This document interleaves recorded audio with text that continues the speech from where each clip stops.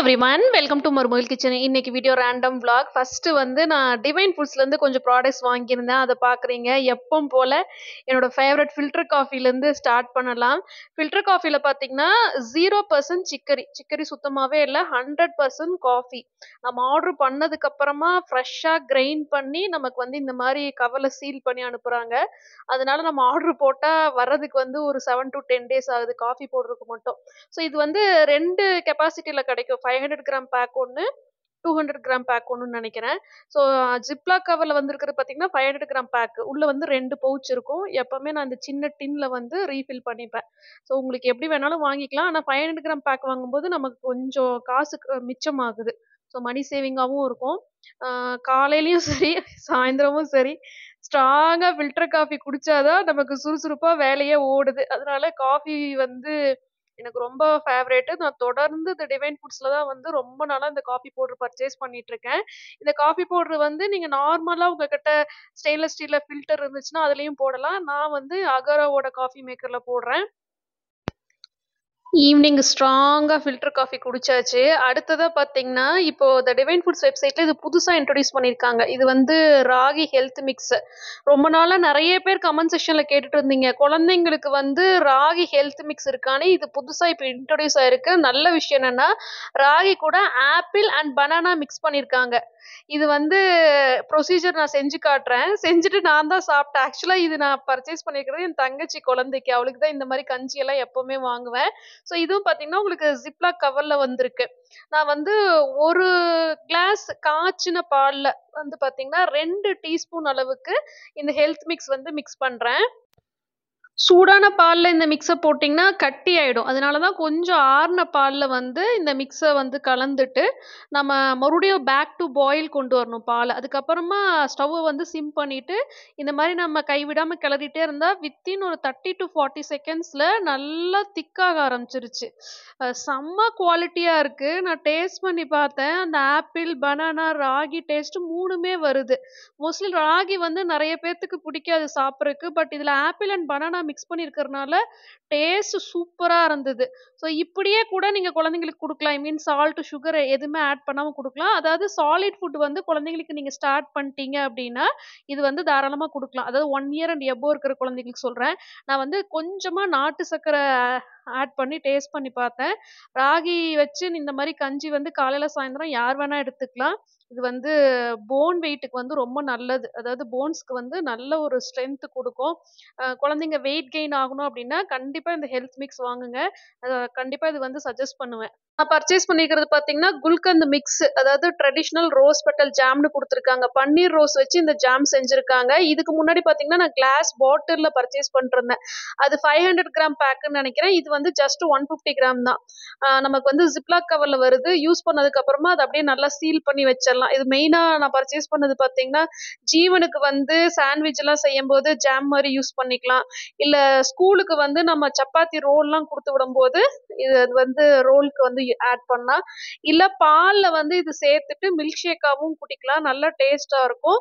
இது ஸ்கின்க்கு நல்ல ஒரு கலர் கொடுக்கும்னு சொல்லுவாங்க. அது மட்டும் இல்லாமல் வயிற்றில் இருக்கிற புண்ணெல்லாம் ஆறும் உங்களுக்கு ரோஸ் பட்டர் ஜாம் யூஸ் பண்ணீங்கன்னா. இந்த ப்ராடக்ட்ஸ்க்கெலாம் பர்ச்சேஸ் லிங்க் வந்து நான் கீழே டிஸ்கிரிப்ஷன் பாக்ஸில் கொடுத்துருக்கேன். என்னோட கூப்பன் கோடும் கொடுத்துருக்கேன். உங்களுக்கு வேணும்னா நீங்கள் பர்ச்சேஸ் பண்ணிக்கோங்க. அதுக்கப்புறமா நானும் ஜீவனும் கிளம்பி எங்கள் வீட்டு பக்கத்தில் இருக்கிற ஹோம் சென்டருக்கு வந்திருக்கோம். இது வந்து எங்கள் வீட்டிலேருந்து வாக்கபிள் டிஸ்டன்ஸில் இருக்குது.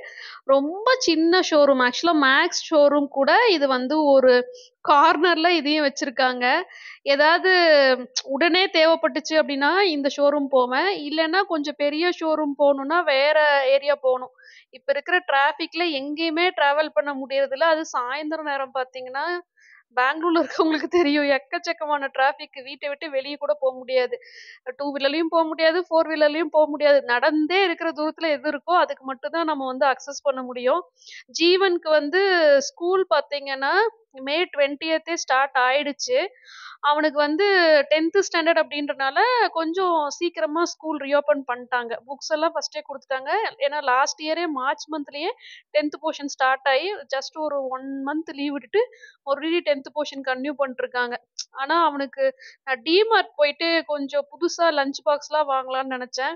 எனக்கு போறதுக்கு டைமே இல்லை.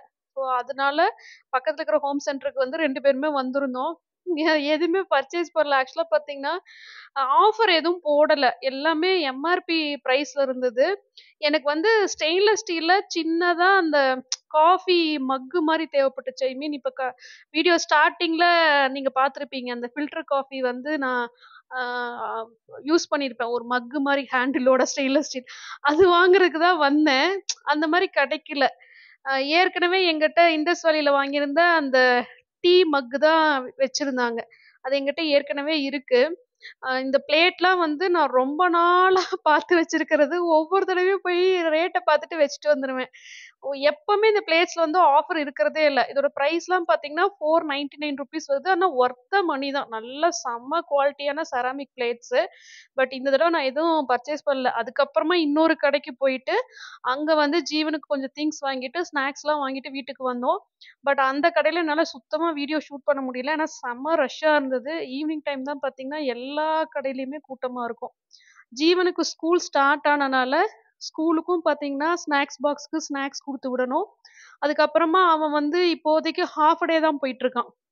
இன்னும் ஃபுல் டே ஸ்டார்ட் ஆகல. அதுக்குள்ள நான் டிமார்ட் எப்படியாவது போயிட்டு லஞ்ச் பாக்ஸ்லாம் புதுசா வாங்கணும்னு நெனச்சிட்டுருக்கேன். ஒரு 2 வீக்ஸா பிளான் பண்றேன் டிமார்ட் போறதுக்கு. இப்ப வரைக்கும் எனக்கு டைமே கிடைக்கல.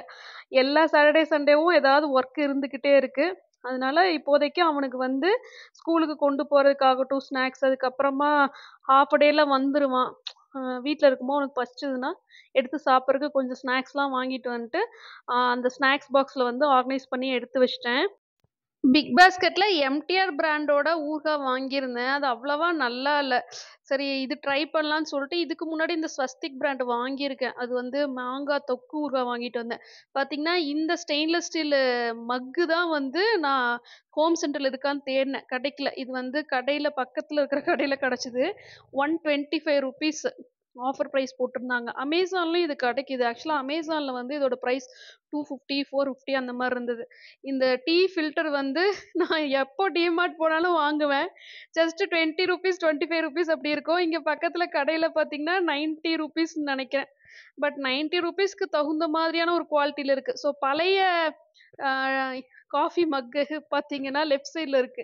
இது வந்து ஜீவன் பொறந்தப்போ 14 இயர்ஸ் பிஃபோர் நான் வாங்குனது. ஜஸ்ட் ₹30ன்னு வாங்குனேன். எனக்கு இன்னும் ஞாபகம் இருக்கு. ஒரு எக்ஸிபிஷன்ல வாங்குனேன். ஸோ அது ஒரு மாதிரி ஆயிடுச்சு. அதனால தான் இந்த தடவ வந்து இந்த மாரி குவாலிட்டியா ஒரு ஸ்டெயின்லெஸ் ஸ்டீல் மக்கு வாங்கிட்டு வந்தேன். அடுத்ததா லாஸ்ட் வீக் சண்டே சமையல் பார்க்க போறீங்க. ஆக்சுவலா பார்த்தீங்கன்னா, எல்லாமே ட்ரைப்ளை ஸ்டெயின்லெஸ் ஸ்டீல் பாத்திரம் தான் யூஸ் பண்ணி சமைக்க போறேன். இந்த பாத்திரங்கள்ல 2 கடாய் பார்த்தீங்கன்னா, வித் கிளாஸ் லிட்டோட இருக்கிறது நான் பர்ச்சேஸ் பண்ணி 2 மந்த்ஸ் இருக்கும். அப்போ நான் வீடியோ போஸ்ட் பண்ணப்போ நெறைய பேர் வந்து அது அவுட் ஆஃப் ஸ்டாக்கு. நீங்க சேம் இதே லிங்க் குடுங்கன்னு கேட்டிருந்தீங்க. இப்போ வந்து இது அவைலபிளா இருக்கு. ஏன்னா, ஒரு சிலருக்கு கிளாஸ் லிட் தான் புடிக்குதுன்னு நெனைக்கிறேன். அப்போ ஸ்டெயின்லெஸ் ஸ்டீல் லிட் வச்சு நான் லிங்க் குடுத்தப்போ நெறைய பேர் கமெண்ட் செக்ஷன்ல கேட்டிருந்தீங்க. கிளாஸ் லிட்டோட இருக்கிறது லிங்க் குடுங்கன்ட்டு. இப்போ பேக் இன் ஸ்டாக். ஸோ இன்னைக்கு வந்து பார்த்தீங்கன்னா, இந்த ஸ்டாக் பாட் வந்து 2 வீக்ஸ் பிஃபோர் பர்ச்சேஸ் பண்ணியிருந்தேன். உங்ககிட்ட சொல்லியிருந்தேன். ஏதோ ஒரு விளாக்ல நான் இதுல ஏதாவது ரெசிபி சமைச்சு காட்டுறேன்ட்டு.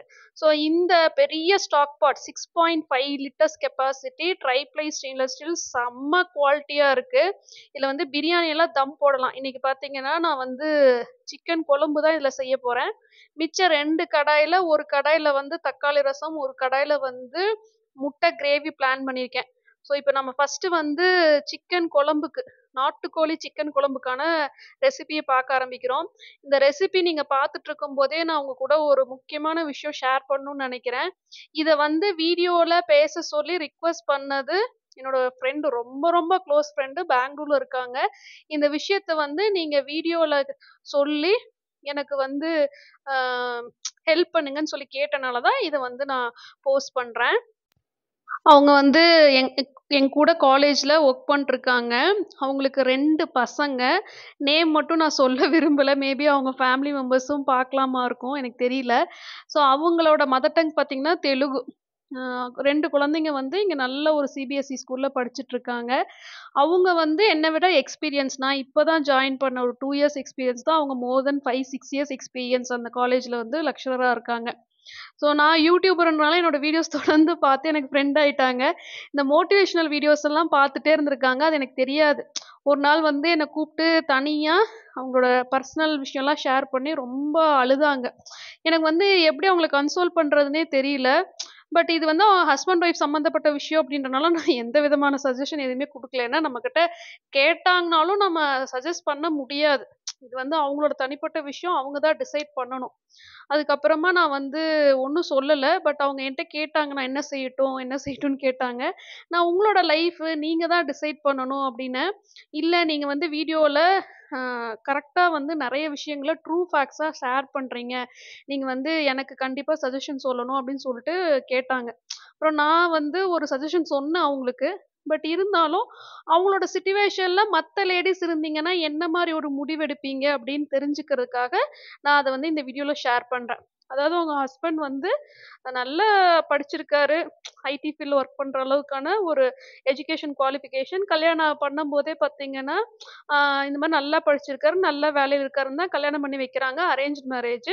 கல்யாணம் ஆயி கொஞ்ச நாள்லயே பார்த்தீங்கன்னா, அவங்களுக்கு தெரிய வருது. அவங்க ஒரு வேலைக்கு போவாங்க. ஒரு 2 மந்த்ஸ்ல ரிசைன் பண்ணிட்டு வந்துருவாங்க. திருப்பி வேற கம்பெனிக்கு போவாங்க. மேக்ஸிமம் 3 மந்த்ஸ் தான் ஒரு கம்பெனில. அதுக்கப்புறம் ரிசைன் பண்ணிட்டு வீட்லயே இருப்பாரு. ஒரு 6 மந்த்ஸ் வீட்லயே இருப்பாரு. அப்புறம் வேற எங்கேயாவது ஊருக்கு சென்னை போவாரு. அங்க போயிட்டு வேலையில ஜாயின் பண்றேன்னா, அங்க ஒரு 2 மந்த்ஸ் இருப்பாரு. திருப்பி அங்கேயே ரிசைன் பண்ணிட்டு பெங்களூர் வந்துருவாரு. ஸோ இப்படியே பார்த்தீங்கன்னா, 10 இயர்ஸா போயிட்டே இருக்கு. அவங்க வந்து ஃபர்ஸ்ட் இது சரியாயிடும், சரியாயிடும்னு நெனச்சுட்டே இருந்திருக்காங்க. பட் அவரோட நேச்சரே இதுதான். இப்ப என்ன பிரச்சனையாச்சுன்னா, இப்ப வரைக்கும் அவங்கனால ஒரு சொந்த வீடெல்லாம் வாங்கவே முடியல. என்னன்னா, அவங்க ஹஸ்பண்டுக்கு வந்து ஒரு நிரந்தரமான வருமானம் இல்ல. அது மட்டும் இல்லாம, இப்போ இவங்களோட சேலரி வரனால அவரு வந்து நீ தான் சம்பாதிக்கிறல்ல, நீ சம்பாதி.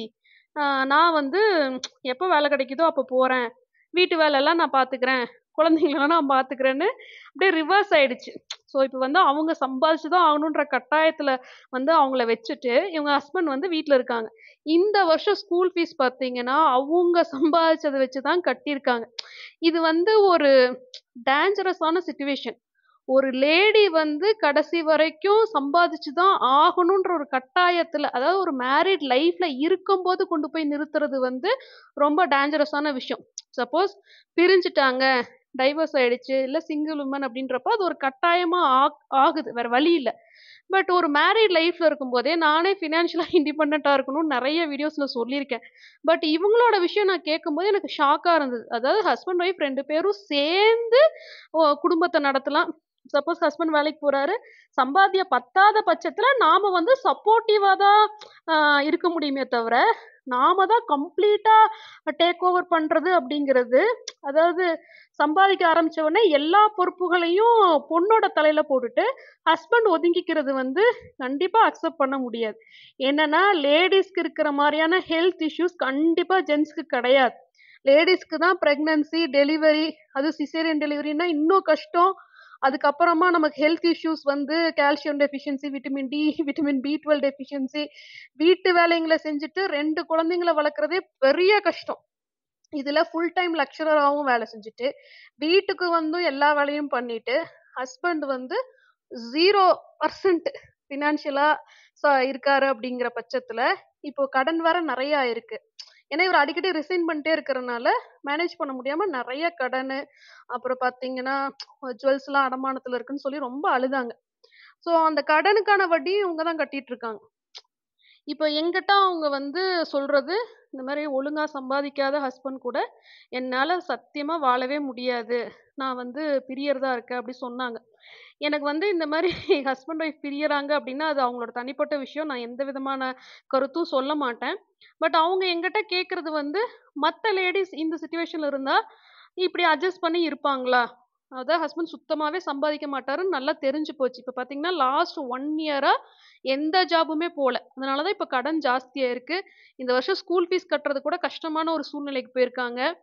ஸோ இந்த மாரி ஒரு சிட்யூவேஷன்ல வேலை இவங்களுக்கு இருந்தாலுமே, இந்த மேரிட் லைஃப்ப வந்து மத்த லேடீஸ் வந்து கன்டின்யூ பண்ணுவாங்களா?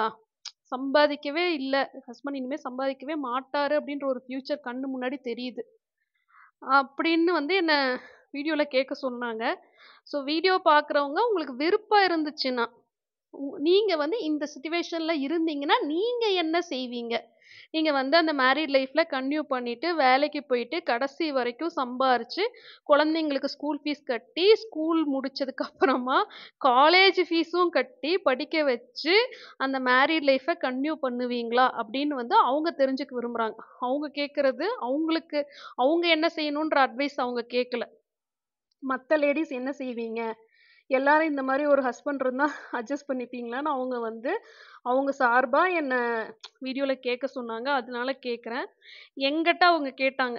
"நீங்களா இருந்தா என்ன பண்ணுவீங்க?" அப்படின்னா, நான் வந்து கண்டிப்பா அக்செப்ட் பண்ணிக்க மாட்டேன்னு சொல்ட்டேன். ஏன்னா என்னோட ஹெல்த் கண்டிஷன் ரொம்ப டேஞ்சரஸா போகுது. நான் இன்னும் 1 இயரோ, 2 இயரோ வேலைக்கு போவேனான்னே எனக்கு தெரியல. ஸோ அந்த ஹெல்த் கண்டிஷனால தான் எனக்கு பயமா இருக்கு. இவங்க என்ன விட சீனியர்.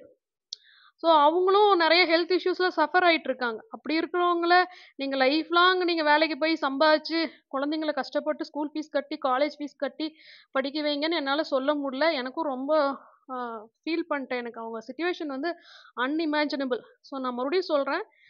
ஃபினான்ஷியலா இண்டிபெண்டன்ட்டா இருக்கணும். அதுக்காக வந்து நாம நாம சம்பாதிச்சா தான் அடுத்த வேள சாப்பாடு அப்படின்ற நிலைமையில போய் நம்ம சிக்கிக்க கூடாது. இன்னொரு விஷயம் லோனு, கடன் எல்லாம் பார்த்தீங்கன்னா, ஹஸ்பண்ட் ஒய்ஃப் ஷேர் பண்ணி எடுக்கிறதுனா பரவால்ல. ஆனா ஒய்ஃப் தலையிலேயே எல்லா லோனையும் போட்டுட்டு, ஒய்ஃப் தலையிலேயே எல்லா கடனும் வாங்கி வச்சுட்டு, அவங்க வந்து அந்த லோனுக்கே வரல அப்படின்னா, அது ரொம்ப கஷ்டம். ஹவுசிங் லோன் எல்லாம் பார்த்தீங்கன்னா, டில் ரிட்டயர்மென்ட் வரைக்கும் நம்ம வந்து மாட்டிக்க போறோம்.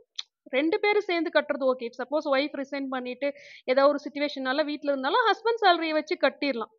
ஸோ இந்த மாரி சிச்சுவேஷன்ல மாட்டிக்காதீங்க. லோன்ல போயிட்டு சிக்கிக்காதீங்கன்னு நான் ஏற்கனவே லேடீஸ்க்கு வந்து நான் ஒரு அவேர்னஸ் சொல்லியிருந்தேன். இப்போ நாங்களும் தான் புது வீடு கோயம்புத்தூர்ல முடிச்சிருக்கோம். இப்ப 2 பேரும் சேர்ந்து தான் லோன் எடுத்திருக்கோம். என் பேர்ல மட்டும் லோன் எடுக்க சொல்லியிருந்தா, நான் கண்டிப்பா ஒத்துக்க மாட்டேன். ஸோ உங்களுக்கு விருப்பம் இருந்துச்சுன்னா, இது சம்பந்தமா நீங்க என்ன செய்வீங்கன்னு சொல்லிட்டு இந்த வீடியோல கமெண்ட் பண்ணுங்க. உங்க கூட பேசிட்டே நான் சண்டே லஞ்ச் மெனு வந்து சமைச்சு முடிச்சுட்டேன். இந்த வீடியோல நீங்க பார்க்குற இந்த குக்வேர்ஸ்க்கும் நான் வந்து பர்ச்சேஸ் லிங்க் கீழ டிஸ்கிரிப்ஷன் பாக்ஸ்ல குடுத்துருப்பேன். உங்களுக்கு வேணும்னா நீங்க வாங்கிக்கோங்க. இந்த வீடியோ உங்களுக்கு புடிச்சிருந்தா வீடியோக்கு லைக் பண்ணுங்க. நீங்க என் சேனல ஃபர்ஸ்ட் டைம் பார்க்குறீங்க, இந்த வீடியோ உங்களுக்கு புடிச்சிருக்கு அப்படின்னா, கண்டிப்பா சேனலுக்கு சப்ஸ்கிரைப் பண்ணுங்க. தேங்க்ஸ்.